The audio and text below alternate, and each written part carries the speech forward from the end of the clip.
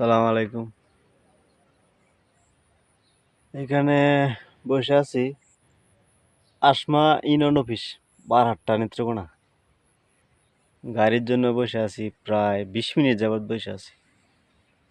একা একা বসে আছি তো, আল্লাহ তালার নিয়ামত দেখতেছি।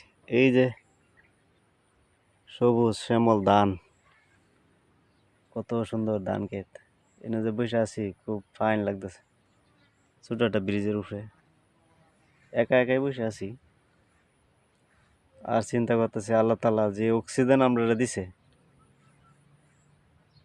এই অক্সিজেনের নিয়ামত তো অক্সিজেনের জবাবই দিতাম। আল্লাহ যদি কয় যে বাতাসটা যে দিছি, বাতাসটা বদ্ধ করে দিই। গাড়ি অবশ্য আইতাছে, প্রায় আধা ঘন্টা ধরে বই রয়েছি গাড়ির লেগে।